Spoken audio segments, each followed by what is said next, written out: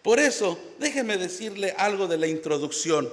Nadie se imagina que de un tiempo de oscuridad, un tiempo de tragedia, juicio, muerte y hambre, desolación, puede resultar algo bueno o agradable. Mucho menos pudiéramos pensar que puede resultar algo de provecho, no solamente para uno, sino para un bien común, sino para todos. Esto fue lo que precisamente le pasó a este varón, a este matrimonio que salió de tierra de Belén, de Judea, con sus dos hijos. El nombre de aquel varón era, ¿usted lo recuerda? Está en clase, Elimelech, y el de su esposa, Noemí. Y sus hijos, ¿cómo eran? Malón y Kelión. Si usted es de los que toman notas, quiero que tome notas de algunos significados antes de avanzar un poco más. Belén de Judea, que quiere decir casa de pan y alabanza al Señor. Belén de Judea. Elimelech, mi Dios es rey. Noemí, entre muchos significados, uno más comprensible al punto, placentera o inclusive dulce. Los nombres de sus hijos, Malón, que quiere decir enfermo, y Kelión, desfalleciendo. Así que ahí déjenlos guardados porque los vamos a usar. Fíjense, hermanos, observemos en 4 verdades qué podemos hacer en tiempos de adversidad. Tengo 4 puntos que me gustaría que también los anotara a grosso modo. En tiempos de adversidad, Dios demanda fe en él. Número 1. En tiempos de adversidad, Dios no abandona a nadie. En tiempos de adversidad, Dios te va a sorprender. En tiempos de adversidad, Dios obra maravillas. ¿Lo puedes creer? Amén. Pues sigamos adelante. Y primero, en tiempos de adversidad, Dios demanda fe en él. Esto es lo que más he observado en estos tiempos de pandemia. Dios está demandando una fe de nosotros como nunca la habíamos experimentado. Porque estamos hablando de últimos tiempos, estamos hablando de juicios del Señor, estamos hablando de sacudidas, zarandeadas que Dios está permitiendo, no nomás al mundo en general, sino a su propia iglesia. Estamos hablando de que los ojos del Señor están puestos sobre este mundo, sobre este planeta, y el Señor quiere algo con nosotros, especialmente con su iglesia. Entonces, en tiempos de adversidad, Dios demanda fe en él. En el libro de los Jueces, capítulo 21-25, que seguramente acaban de terminar también, fíjese cómo empieza esta trayectoria. Dice: en estos días no había rey en Israel, cada uno hacía lo que bien le parecía. ¿Qué no había en Israel? Rey. ¿Qué hacía la gente? Lo que bien le parecía. Y déjeme decirle que el libro de los Jueces es un libro oscuro en la Biblia. Es un libro de muchos desórdenes. En verdad, por mucho que se pueda resaltar a uno, a dos, la mayoría no hay por dónde verles algo bueno. Especialmente el último, Sansón. Y qué terribles asuntos. Inclusive una situación difícil que pasó con la esposa de un levita. Qué terribles cosas. Cada quien hacía lo que quería. Y a veces pienso, ¿no nos pareceremos un poco a ellos? Hoy en día las leyes que se están legislando, lo que se está haciendo, todo contra natura, todo en contra de aquello santo, bueno y ordenado, la manera fascinante que están yendo a la destrucción de las familias. Parece ser que todavía estamos en cada quien hacía lo que quería. Y es en este preámbulo que entra la historia de Ruth. En un momento difícil, en un momento de juicio, porque dice en el verso 1, aconteció que en los días que gobernaban los jueces, que hubo hambre en la tierra, y un varón de Judea fue a morar en los campos de Moab, él y su mujer y sus 2 hijos. 13 veces se menciona este juicio de hambre. Esta es una de esas 13 veces. Hubo hambre. Y no era porque no había chamba, no había trabajo. No, el juicio del Señor estaba sobre Israel, que había escasez. Porque fíjense, Belén de Judea, que se dice casa de pan. ¿Y cómo que en casa de pan no había pan? Esto ya era para poner atención. Es en esto que sale este varón. En este contexto, pues podemos ver un panorama de desorden, de caos. Ahora, fíjese, agarra a su familia y se va a la tierra de Moab. No era común que un varón agarrara y se fuera a la tierra de Moab a buscar pan. Se le estaban olvidando ciertas cosas, especialmente que en Deuteronomio 23, 3 y 4, el Señor no quería nada con los moabitas. El Señor de hecho les tenía prohibido juntarse con ellos. Y por un caso muy peculiar, que cuando ellos estaban cruzando por las tierras de los moabitas, el rey de ese entonces, si mal no recuerdo, se me fue el nombre del rey, quiso contratar a un profeta pagano, ¿se acuerdan?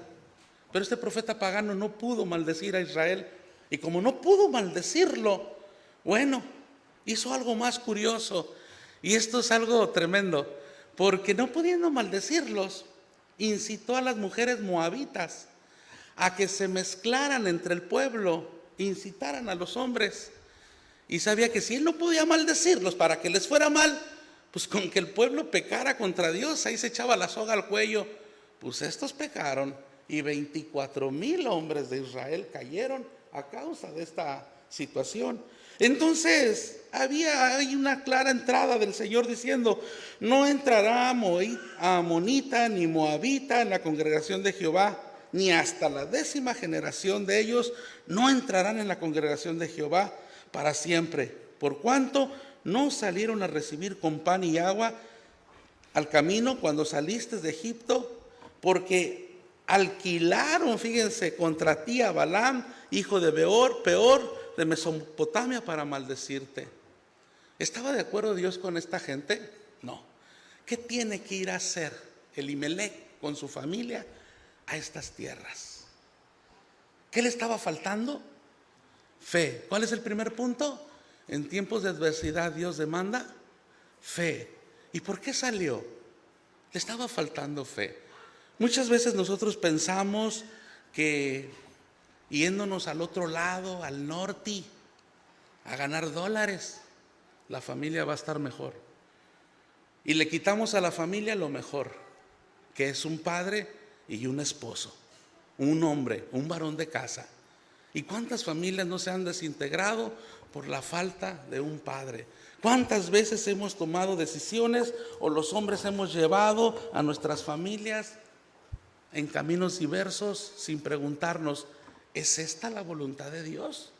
Este hombre agarró a su familia y salió rumbo a su desgracia, olvidándose que su propio nombre decía o quería decir: mi Dios es rey.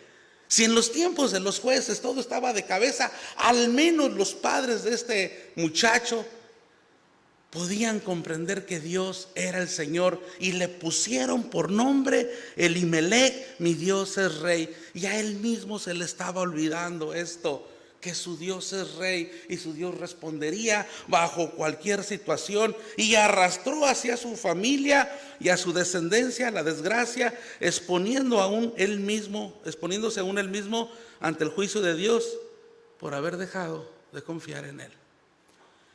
Pues la escritura dice que murió, y 10 años después murieron los hijos.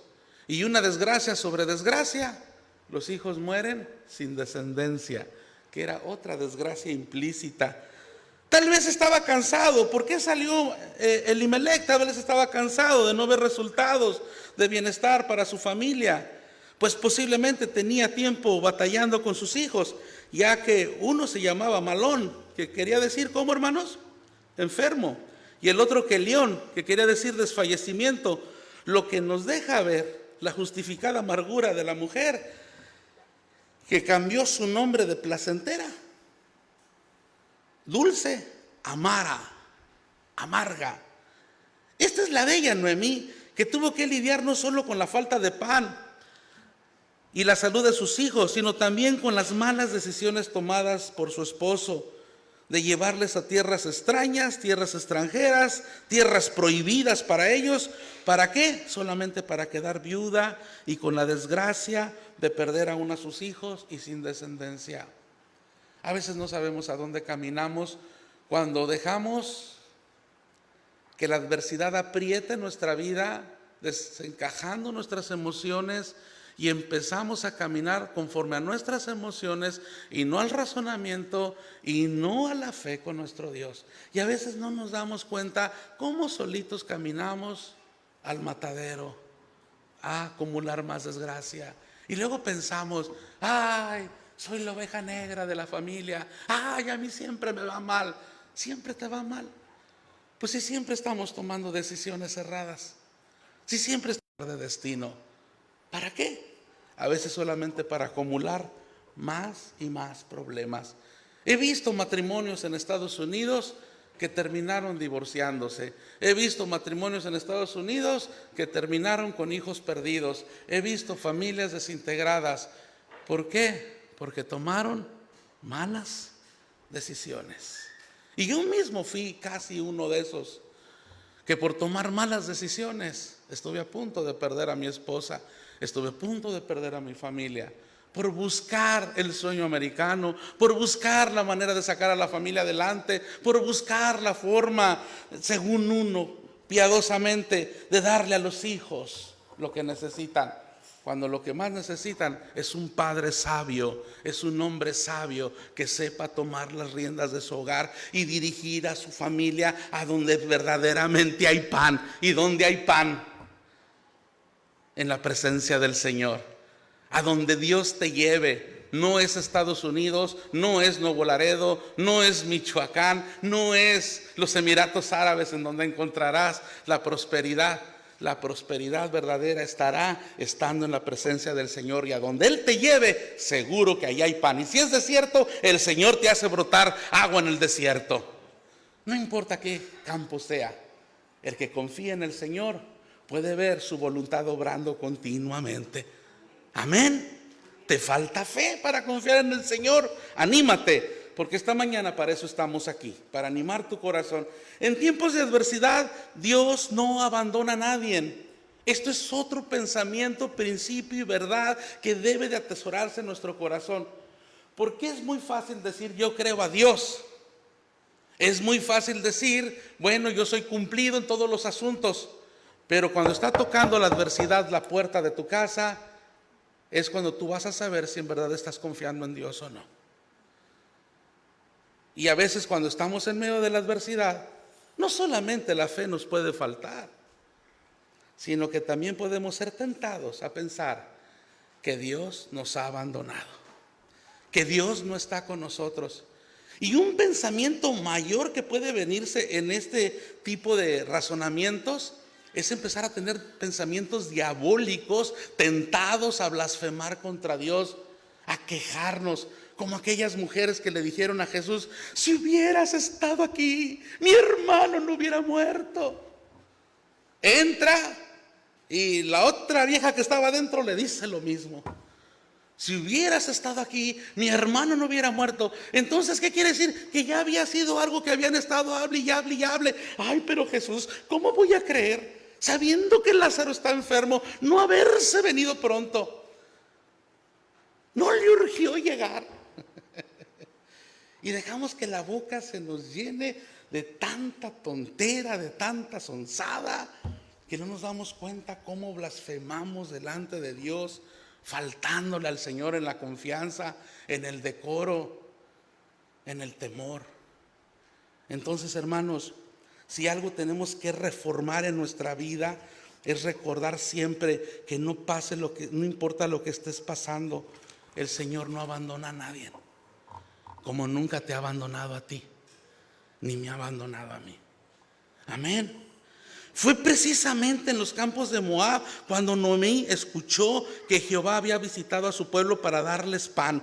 En el 1:6 dice, entonces se levantó con sus nueras y regresó de los campos de Moab, porque oyó en el campo de Moab que Jehová había visitado a su pueblo para darles pan. Pero me sorprende que no encuentro aquí un texto donde dice, y donde hubiese dicho, y Noemí se alegró mucho por esta noticia. No, ya hay pan, ok. Hijas mías, regrésense con sus dioses, porque yo ya me voy a casa. ¿Ven la simpleza de esta mujer? Que al final de cuentas ni la buena noticia pudo alegrar su corazón.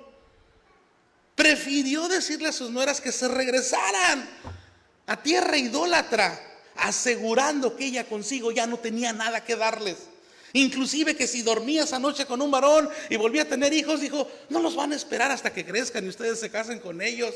Se vio vacía, se vio sin nada en las manos, olvidándose también que tenía lo más grandioso que ofrecer a sus nueras, y era Jehová de los ejércitos, al Dios vivo, el Dios que merecían conocer sus nueras. A veces la iglesia vive insípida, a veces vivimos de esta manera. Pensamos que la obra está en nosotros, y cuando nos vemos atacados por diversas adversidades o situaciones, pensamos que ya no tenemos más nada que ofrecer. Cuando nos estamos equivocando grandemente. Tenemos al único, al Rey de Reyes, al Señor de Señores con nosotros, el que no falla, el que siempre provee, el que siempre extiende su mano, el que siempre tiene misericordia. Pero se nos olvida y preferimos en un momento pensar que hemos sido abandonados de Dios. En la teología de sufrimiento que está viviendo sus adversidades Noemí, ella está en lo correcto cuando dice que está vacía, que no tiene nada, que el Señor le ha hecho todo este mal. Sí, ella comprendía que todo esto venía de Dios, y no hubo queja en su boca en eso cuando declaró todo esto. Pero no solamente estaba viendo que era Dios quien, correcto, pero se le estaba olvidando también que Dios era misericordioso y que Él extendía su mano. Hermanos, a veces sabemos tanta teología de nuestro Dios, que conocemos tan bien a Dios en nuestro razonamiento, que se nos olvida las partes más importantes de nuestro Dios. Dios es amor, Dios es misericordia, y Él es el único que renueva sus misericordias cada mañana por causa tuya y por causa mía. Que no se nos olvide, esta mujer quiso regresar a sus nueras. La interrogante sería, ¿sirvió de algo haber dejado casa de pan? ¿Dónde escuchó la noticia que había pan? En Belén de Judea, en los campos de los moabitas. Entonces, ¿de qué sirvió haber dejado la casa de pan? ¿De qué sirvió que te alejaras de la iglesia tanto tiempo en pos de tus trabajos y tus afanes, olvidándote precisamente que es aquí donde encuentras pan continuo, pan para tu vida, pan para tu familia? Al final de cuentas fue de allá de donde la vino a traer el Señor otra vez. Mas vemos cómo Dios siempre está atento a nuestras vidas. Él sabía el estado de su amargura de Noemí, el estado de amargura que Noemí estaba enfrentando. Era tal que en todo su hablar despedía lo que había en su corazón. Mas Dios le proveyó un amor especial e incondicional en una de sus nueras. ¿Se acuerdan? Su nuera Ruth, que usaría como un bálsamo de sanidad y prosperidad para su vida. La actitud de Noemí era de desesperanza, mas Dios le hablaba con ternura y le alienta con la seguridad y determinación que muestra su nuera, contrario a Orfa, que ella se regresó a su casa, a su tierra, en donde solo hay idolatría.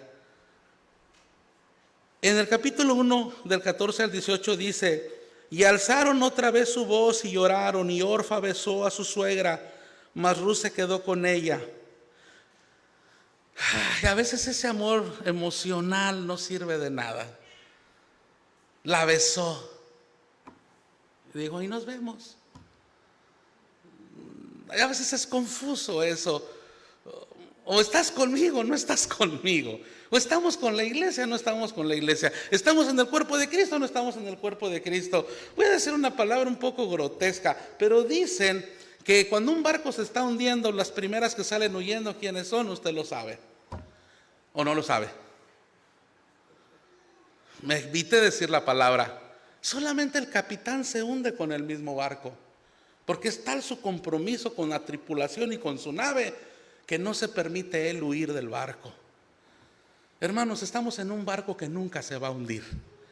Estamos en un barco que va a prevalecer contra corrientes, contra mareas, contra vientos impetuosos, y algún día estaremos en esa patria preciosa celestial gozando con nuestro capitán en las bodas del Cordero.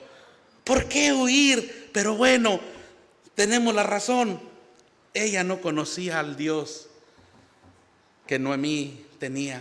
Ella no conocía al Dios de Israel, pero tuvo la oportunidad y prefirió mejor alejarse. Pero gracias que el Señor a través de Ruth habló poderosamente a su suegra diciendo esto: no me ruegues que te deje y me aparte de ti, porque a donde quiera que tú fueres iré yo, y donde quiera que vivieres viviré. Tu pueblo será mi pueblo, tu Dios mi Dios. Donde tú murieres moriré yo, y ahí seré sepultada. Así me haga Jehová y aún me añada, que solo la muerte hará separación entre nosotras dos. Y viendo Noemí que estaba tan resuelta a ir con ella, no dijo más. Este es el tipo de fe que necesitamos tú y yo. Una fe resuelta, una fe que Dios te llama a través de esta pandemia. Gloria sea su nombre. Pero nosotros no estamos viviendo bajo las circunstancias de esta vida. Estamos viviendo bajo la mano del Señor, y a donde el Señor dicte, y el Señor dicta que ahorita te mueres de allí en la banca sentado. Así de simple. Entonces, queridas y queridos, necesitamos una fe resuelta, una fe determinante, que a pesar de que estamos en tiempos de oscuridad, podemos decir: mi Dios está conmigo.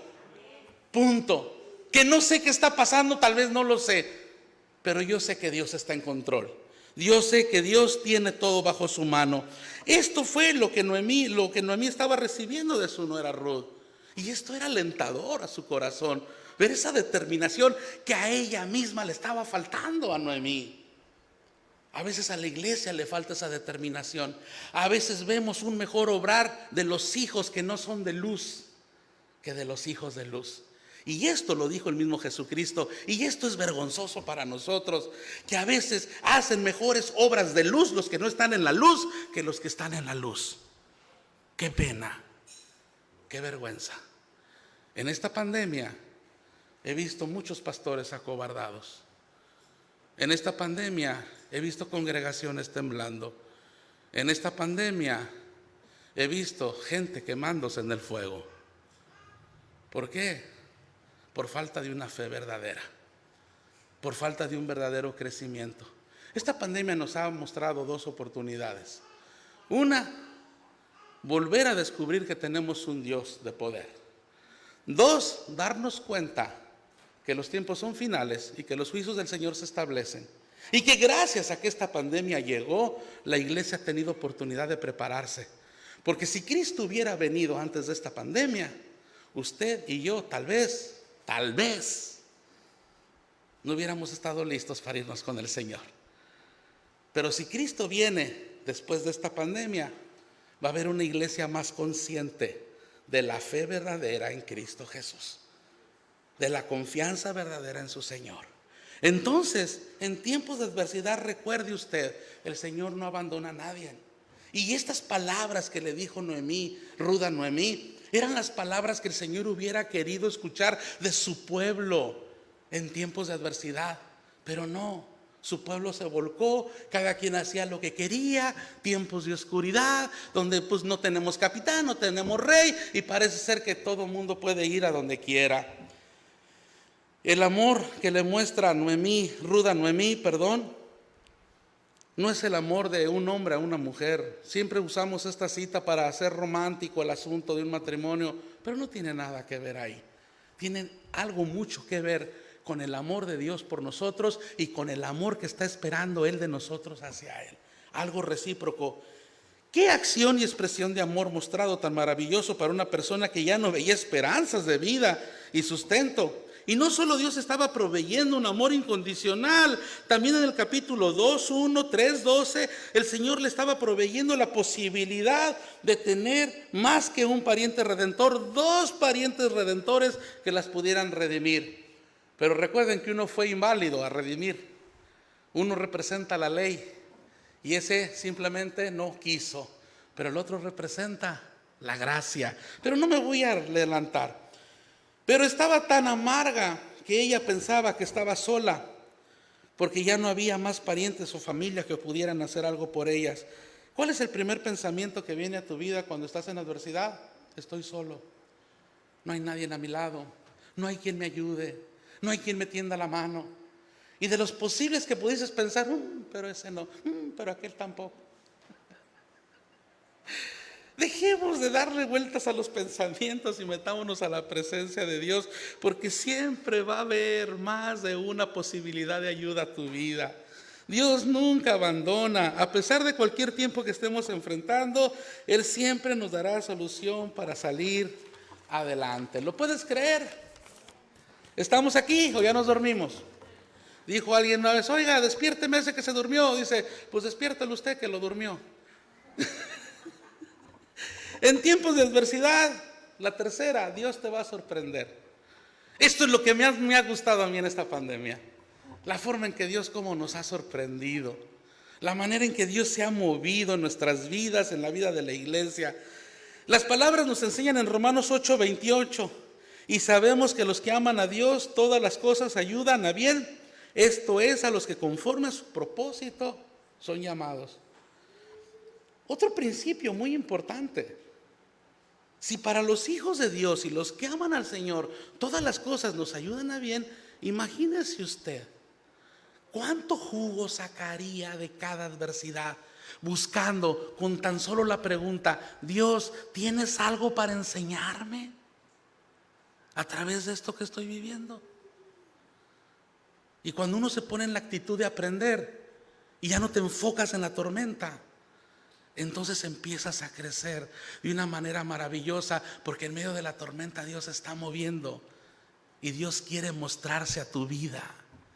El desierto a nadie nos gusta, pero es precisamente en el desierto donde solamente puedes tener un encuentro con Dios, porque no hay nadie. Y tú dices, sí, no hay nadie, no hay nadie, pero estoy yo. Y es ahí donde podemos aprender y crecer. Entonces, hermanos, quiero acabar, no sé, no me fijé a qué horas empecé a predicar, pero hay que me hagas señas el pastor. Si ya me quedan 5 o 10. Nunca pensemos que sabemos más de la vida que Dios mismo. Dios te puede sorprender, puede mostrarnos de una y otra manera, y muchas veces que Él tiene algo mucho mejor para ti. Entonces Booz dijo a Ruth, oye, hija mía, no vayas a espigar a otros campos, ni pases de aquí. Y aquí estarás junto a mí, a mis criadas. Mira bien el campo que sieguen, síguelas, porque yo he mandado a los criados que no te molesten. Cuando tengas sed, ve a las vasijas y bebe del agua que sacan los criados. Ni la misma Ruth pensaba que había algo bueno para ella. Ella decidió seguir a su suegra. Y una razón de las cuales la suegra no quería que la siguiera Ruth era porque Ruth era moabita. Y una criada extranjera pues no tenía mucho futuro. Y Ruth lo sabía. Pero Dios te va a sorprender. Después de que no había un pariente, hay dos. Después de que no había nada que hacer, pues hay mucho que hacer. Y hay algo especial, un trato tan amable para esta muchacha, que esta muchacha se queda atónita. Ni la propia Ruth estaba preparada para recibir algo bueno.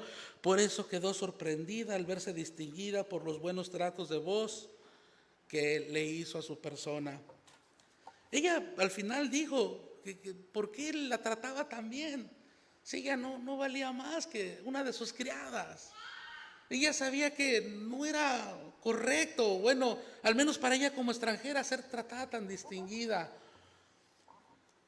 A veces venimos, hermanos, de campos tan difíciles que ver un gesto de Dios hacia nosotros. Pensamos, Señor, no soy digno. ¿Por qué, Señor, tienes esos tratos conmigo? ¿Por qué, Padre, si siendo quien soy, todavía te dignas a mirarme? Y es precisamente ese amor precioso, hermanos, el que nos puede asegurar que Dios siempre te va a estar sorprendiendo.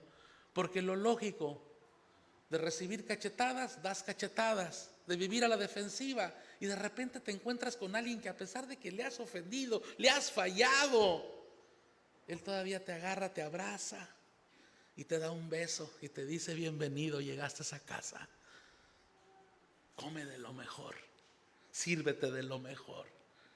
Queridos, es profundo este sermón como para darlo a manera de estudio. Quiero irme más rápido para terminar, pero dejar más en claro estas pequeñas distintivas del amor de Dios por nosotros, que son grandes y deben de ayudarnos como iglesia a mantenernos activos, diligentes, conscientes del día a día y la responsabilidad que tenemos de hacer notar su amor a todo el mundo, ya que nosotros mismos hemos tomado y recibido de este amor. ¿Te das cuenta? A veces hemos sido más duros nosotros hacia nosotros mismos que la misma adversidad.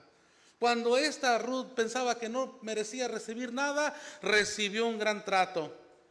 Hay mucha gente en la iglesia que muchas veces vive condenándose a sí mismo, cuando ya el Señor obró, ya el Señor proveyó, ya el Señor trajo, dispuso para ti amor, perdón, libertad, y uno sigue viviendo una vida como de condenados. Somos tan difíciles a veces para perdonarnos a nosotros mismos, que se nos hace increíble que el amor o el perdón de Dios pueda obrar en mí.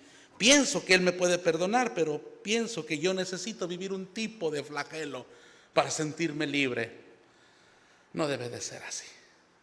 Si el Señor ha visto tu vida con agrado, pues bueno, adórale, sírvele. Sí.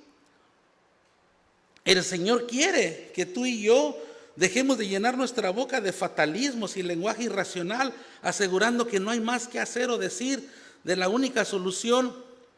Muchas veces nos dejamos morir abrazando la tristeza enfermiza que es la depresión, y con ello la amargura, hasta donde nos hemos hecho codependientes a fármacos, alcohol, vicios, que a la larga, fíjense, terminan destruyendo precisamente nuestra vida, familia y ministerios inclusive. Y preferimos esto que dejarnos sorprender por el Señor. Dios te quiere sorprender.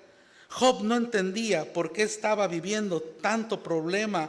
La desgracia lo había abrazado, pero algo sabía: Dios estaba en control. Job 1, 21, 22, y dijo: desnudo salí del vientre de mi madre y desnudo volveré allá. Jehová dio, Jehová quitó, sea el nombre de Jehová bendito. En todo esto no pecó ni atribuyó a Dios despropósito alguno.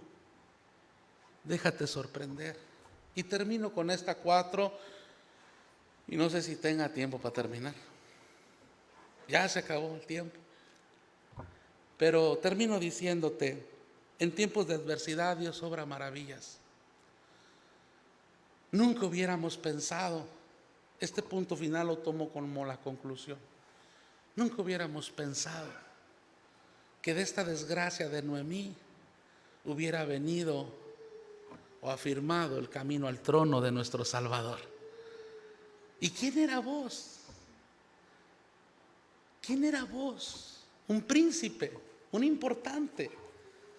Pero ¿quién era su madre? ¿Se acuerdan de su madre? Una ramera, que en los tiempos de Jericó fue la que escondió a los espías. ¿Quién era el mejor para redimir a esta muchacha extranjera? Pues otro que traía en sus venas también sangre extranjera. Hermanos, ¿quién ha sido mejor para redimirnos a nosotros si no ha sido Cristo? Él es nuestro mejor pariente redentor. Entonces, ¿qué podemos sacar de la adversidad? Saca lo mejor, muestra tu salvación y déjate alcanzar por el Rey de Reyes y Señor de Señores. Amén. Porque el Señor te está llamando y te está diciendo: ven, ven a tierra de pan, a tierra donde fluyen esas bendiciones del Señor, y todo eso nomás está en Él y su presencia. Pongámonos de pie y oremos al Señor.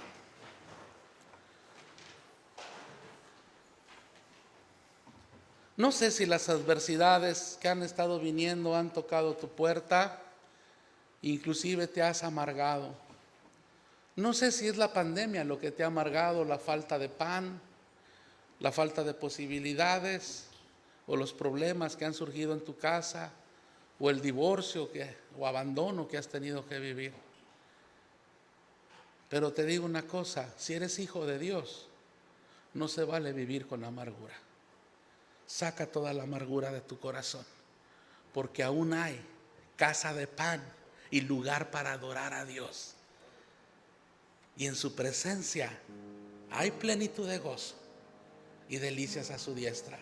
Así que hoy es tu oportunidad, hoy es mi oportunidad de decirle: Señor, te entrego todas estas cargas, te entrego toda esta amargura, te entrego todos aquellos asuntos en los cuales no supe cómo obrar y simplemente dejé que se pusieran pesadas cargas en mi corazón.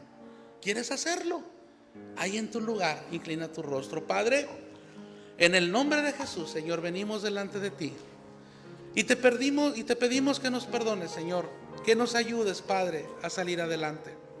Que nos ayudes, Señor mío, a vencer. Que nos ayudes, Padre Santo, a lograr en ti ver lo mejor de esta pandemia, ver lo mejor de las adversidades, ver lo mejor de la vida. Y la vida está en ti. ¿Y a dónde iremos si solamente en ti hay palabra de vida eterna? Señor, perdónanos si nos ha faltado la fe. Perdónanos si nos hemos sentido solos. Perdónanos, Padre, si no nos hemos dejado sorprender por ti.